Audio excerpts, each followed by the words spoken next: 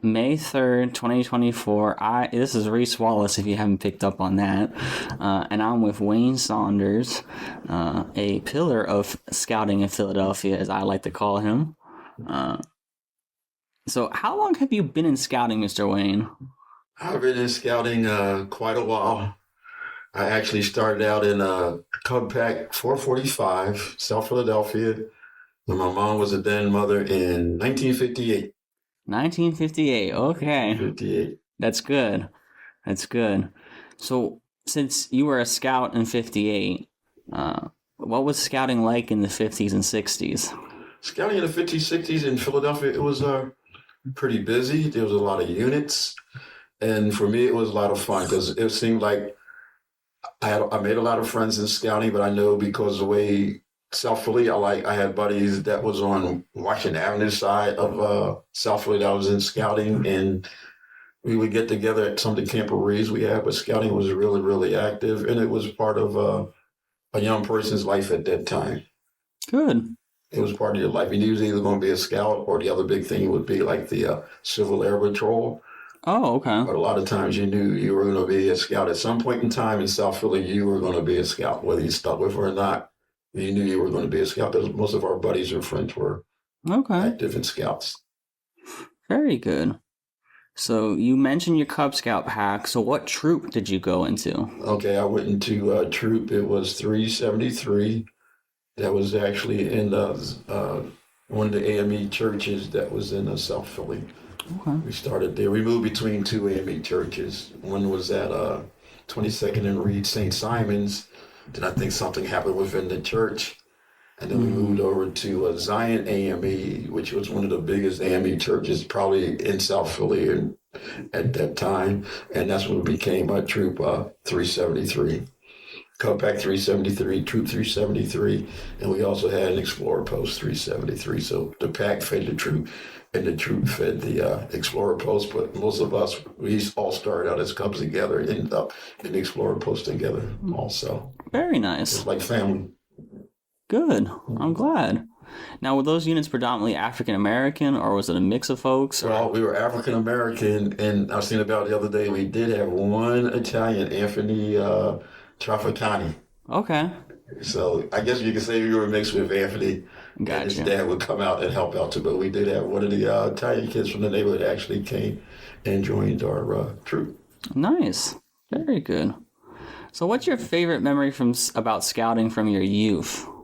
From our youth was like, I mainly remember the older guys because they were kind of like, I tell the kids now, when I was coming through scouting, sometimes the bullies ran the troop, the senior patrol leader, but it was all done in funny ways, and I liked them up here to Hart to camp out. Mm-hmm. And we did a lot of camping. That's the main thing I liked about it. I wasn't worried about the merit badges and stuff too much because I really enjoyed the camping. Mm-hmm. That was a lot of fun. And the only thing my dad said about the camp, I'm going to do a lot of camping. Him and I would go half and half on the cost. He would pay all the summer camp, but the camperies in between, him and I would split. Oh, okay. Because I remember going as far as New York Shift Scout Reservation. We went one time. Oh, yeah. Went there, and that's when I found that. I didn't know it at the time, but my patrol won some kind of competition. I didn't even know we were competing. I just knew there was no other Cubs, other scouts there, and we were doing different things, starting fires and making sure the campsite was nice. And at the end of the camp, we were like, yeah, your patrol's one of the best patrols there. And I didn't even know we were in a competition. Gotcha. Yeah, so it was a lot of fun. So what's your current role in scouting? You can name your current role, and I guess you could also give us the laundry list of your previous roles, just so we can get a sense of... Well, I have done scouting overseas when I was stationed on Okinawa from 76 to 1980. Mm-hmm. Where I was voluntold that I was going to be involved with scouting on Okinawa for the American community. Mm-hmm. And that was kind of unique because it was part of the Far East Council, mm-hmm. and it was a Marine general that actually ran the scouting program on Okinawa. And that's when I became a commissioner, a unit commissioner. Then I was also the membership chairman for PAC. Let me think. PAC 199. Okay. And I worked with the Weeblos there. And then when I was in England, I was pretty much just like a dad because of my activities. My job took me away from scouting for a while. But came back to here in Philly in 1992. It's really funny because I only wanted to be a merit badge counselor.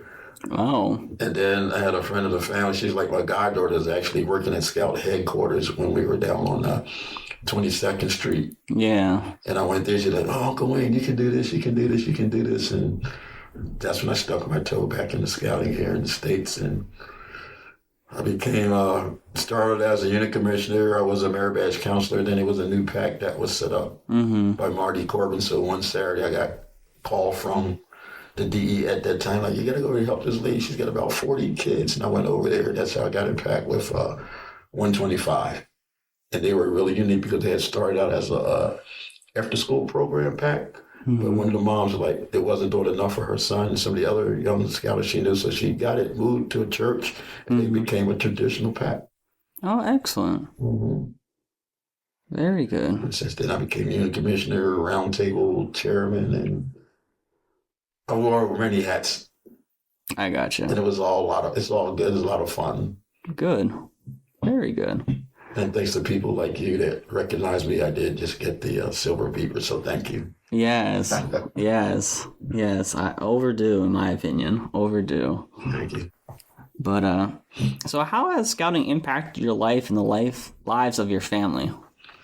Scouting with me and like with my mom, I saw what it did for her and gave her something to do.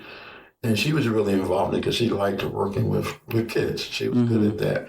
And I think that's where I picked it up from, seeing what she did and kind of like I wanted to follow in her footsteps.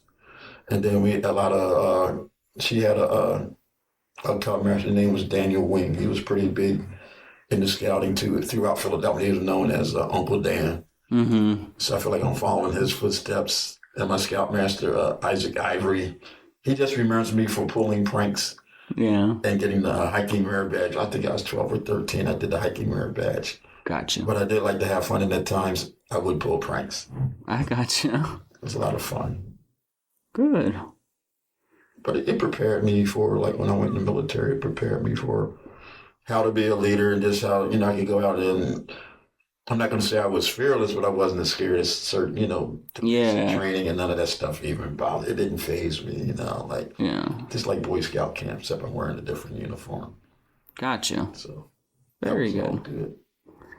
So one of the many interesting things about your scouting career is you are part of a rare group, or I like to say fighting the good fight, as a program specialist for after school packs.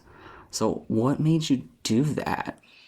What made me do that is, like, for a while, when I first came back to Philly, that's when I got my first taste of after schools. I wasn't committed then because I wasn't sure what the program meant to do. And at one time, I admit, I think to me, it was almost taking away from traditional units. Okay. But the D at that time says, no, you're all scouts, and I want you to do this.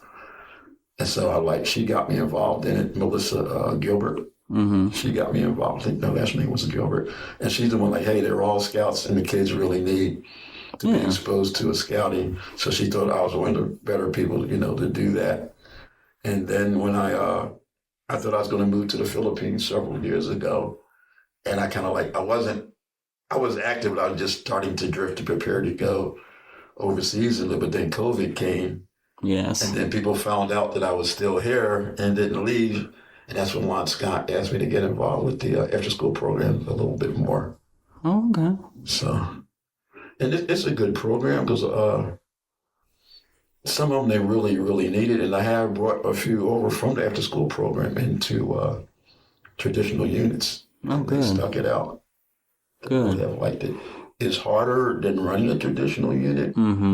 You have a lot more patience, and you almost have to be a politician between the school principal, what you're trying to do, and let them know this is what scouting does. You have to sell them scouting because a lot of these principals they weren't involved in scouting. And to them, you got to let them know, I'm not here as a baby. This is not an after-school babysitter. We're going to do things within the rules of the school or what you allow us to do. So it's a little bit harder than traditional scouting. But I see the payoff in it because it's like something new for the inner city kids to do that normally probably wouldn't even get involved in scouting. Yeah. It's a good thing. Very good. So, what's your favorite memory from being a program specialist? There's a couple of young men that are around the neighborhood. Mm-hmm. I knew them in junior high, and now they're either in high school or getting ready to get out. And I look around and say, "Hey, Mr. Wayne." And I can remember when they were small, and now they're like smaller than me, but they still remember, Mr. Wayne, you was our scout teacher. And I'm like, I'm looking at them, where? They're like, oh, there and over here. And then that's good because they still remember me. Oh, good. And they asked me, am I still scout leader? And I told them, yeah. And they said they all enjoyed the program. Oh, good. They liked the camping. Good. They liked some of the things I showed and taught them how to do. So it pays off. Well, it's nice to get that feedback and see the results. Yeah, because someone you think you're not going to see again, and like you're riding Scepter, you just walking to the block, and somebody go, "Hey, Mr. Wayne," and I'm looking like, "Do I know you?" And they're like, "Yeah, he was our scout leader at the school there." Very good. And that's good. I like that. Very good. So, what is the biggest takeaway from your time as a program specialist? Like, is there a lesson or like a perspective you've gotten? That, like I said, sometimes we have to go into schools and we have to tell the dean of the school or the principal of the school what we're trying to do. Because I know one school I got called in because I was called in to save another one day after school specialist because he was like, these are things that we do shooting and we learn how to build fires. And for some reason, that went over the principal's head. All she heard was the shooting and fires. So I went back and told her, or me and the dean had a meeting because the principal, she didn't want to be bothered, but the dean stepped in for her. And I said, first of all, when we build fires, we're not telling the kid to go home and start a fire in your home. We're saying this is what you do when we're out camping in the woods. Yeah. We teach you how to build a fire. It's a survival type thing or a camping thing. You're not going to have a gas stove or electric range when you go camping, so you got to learn to start a fire to cook your food, foil cooking, or how to cook over fire. And I said, the shooting is not where we're just teaching. I said, the shooting is taught as a sport. It's called shooting sports. And I said, if you go back and look at some of the Olympic shooting, some of those people that are involved in the decathlon were probably scouts at some time that learned how to fire a gun, how to ski, and all that kind of stuff that they do in the decathlon. So I said, we're not teaching them anything where they're going to commit violence. That's not what it's about. And he's like, oh, okay, because he had never been a scout. I said, it might have been they probably took it the wrong way when they got home and telling their mom or dad, this is what we talked about. But I said, no, this is what we do. Yeah. Because I did have one girl one time and said, Mom, Mr. Wayne is teaching us how to beat grown-ups up. And I'm like, Mom, I'm not teaching that. It was something where we just did a little extra. We taught them how to protect themselves in the street. And she got home and told them, Mr. Wayne is telling us how to be grown-ups. I'm like, no, I'm not telling. I'm just telling how you can have a whistle or how you can react to break somebody's hole or something. My mom was like, well, I'm glad you're doing that. Yeah. She didn't call me up to say she was mad or anything. Like, she just wanted to know, talk to me and get an idea of what I was doing with the students that were involved in that school program. Gotcha. Now, you also have a unique experience of you are one of our more seasoned or experienced African-American scouters in the council. So I want to ask you, if you're comfortable, what has your experience been as an African-American in scouting? It hasn't been bad. It really hasn't. I think I ran into a little bit more prejudice while I was in the military to a degree than I have in scouting. And I think one of the things about scouting is once people see what you're capable of and what you can produce, you don't look at the person's colors. You're like, oh, Mr. Wayne can be counted on to do this. That's how I feel about scouting. And the military was the same way, but I think I saw a little bit more, I'm not going to say racism, because it was just prejudice in the military than I have seen out here in the scouting program. Like I said, once you establish yourself and everybody knows what you can do or what you have done, they don't look at you as, any different. Yeah. Any different. And that's the part that I enjoy. Yeah. Yes. So what keeps you in scouting? It keeps me young. Very a lot of good. people my age just want to sit around, and I think they grow old. They're in front of the TV, or they don't have anything to make them want to get up the next day sometimes. And I look forward to waking up. Like I said, I got the after-school program. I look forward to that. And I look forward to working with you and the other people on the other big events that we do. But it actually keeps me young, because otherwise, if I'm not doing scouting, I'm just sitting home. I'm probably doing a lot of reading. Yeah. And to be honest, I don't get myself involved with too many people my age. Got you. So you kind of If I walk in a room where there's a whole bunch of seniors, and I feel like a lot of senior people I don't have anything in common with because a lot of them have never left the neighborhood. They've never left, they didn't experience the military or going away to college. And I just don't have some things I can talk to my scout friends about, I can't talk about with them. So scouting does that for me. It provides a family. I feel like I have a strong family with the friends that I've made in scouting. Very good. I feel the same. So what advice would you give to other African American scouts and scouters? I would tell the scouters it can be hard at times selling the program to the way the neighborhoods are now. Yeah. I would try to explain to them that there are things that they can get out of scouting. We just don't camp and hike anymore. We have the STEM, and we do a lot of that, which the schools don't do too much science, technology, engineering, and math anymore. That's all involved in the program. And you have to expose our youth to different things. Like me, I grew up around the military. I grew up around a lot of the veterans from World War II in Korea, and I heard their experiences. And they were a lot of our neighborhood leaders and our scout leaders. Our youth today doesn't have that generation around anymore. And sometimes I feel like I'm filling in for them. So I said, somebody was there for me, and I want to be there. You can't save all of the youth, but I think the longer I'm able to stick around, I'm reaching 5 or 6 of them to see them, to move through the program and have the parents be supportive of the program. Oh, good. Because I have some people say, well, why do you still do it? You're old. I'm like, I'm not old. Yeah. I'm old in number, but I just don't feel old. I love being out in the woods. It's a break for me. I said, city life. I grew up in the city, but still I think I was away from the city so much that city life doesn't really appeal to me that much. And I enjoy the weekends or the weeks when I'm away doing the scouts. Good. So you're also an OA member. Now, when did you join the OA? Well, I didn't do it as a youth. Okay. So I could have done it as a youth, but I found out the summer camp that I was going to be tapped out. That's when I enlisted to go in the Air Force. Gotcha. So the scout master, a couple other people, they were pretty disappointed in me. But I knew about the OA back then anyway. It was a little bit more secretive. For a lot of my buddies, hey, this is what you're going to do when you come through. So when I came back here, I've been in the OA here since 2000. Oh, okay. Yeah, 2000. Very good. And that's a good program. Like I said, when I was a kid, I think I let a lot of people down when I enlisted because they didn't know I was going to enlist. It was something I did on the spur of the moment. Oh, okay. I was like 17 and you did what? I'm like, I'm going, I'm out of here, they had other ideas and things in store for me, but I think I just went around all that because I wanted to prove something to myself. Oh, okay. Because I didn't have to go in the military, but it was just something that I wanted to do. I gotcha. That was kind of like my choice. Gotcha. And most of the guys in the O at that time, I know a few of them that are now around my age. They're not involved in scouting, but they do remember being in the OA. Yeah. Now, how has the Order of the Arrow enhanced your scouting experience? I learned things that I didn't know I could do. Okay. And the teamwork is good. I've learned how to run a meat slicer. I'm like, hey, I can get a job in Wawa now. Yeah. Cut meat. I learned how to do working in the dining hall was a good experience. I learned how, when did you know Big Mike? Yeah. When he used to run the kitchen. I liked the way he ran it. He ran it just like he would run a restaurant. And I had never worked in a restaurant before, but I saw wow, he had it all together. This is like working in a fast food place. And I enjoyed doing that.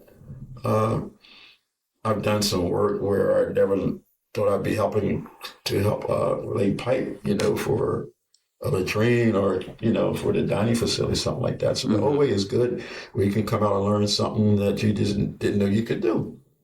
And there's somebody there to help you out. I like the fellowship. That's a lot of fun too. After a hard day's work, watching some of the things you younger guys do, I just sit there and I'm entertained. I'm really entertained to see the energy of the youth. And another thing I like about the OA, it shows the adults were there. as a guide or to ask questions, but it shows what young people can accomplish when they're not left on their own, but given the chance to say, we can run this. Gotcha. And that builds up confidence. So when you go out into the world, you can say, oh, I know I can do this, I can do that, because you have the confidence that you can lead. Gotcha. And that's very important. You have a lot of people that'll follow anybody. All good. Alrighty. Well, that's all the questions I had, so I'm going to stop the recording here. Oh.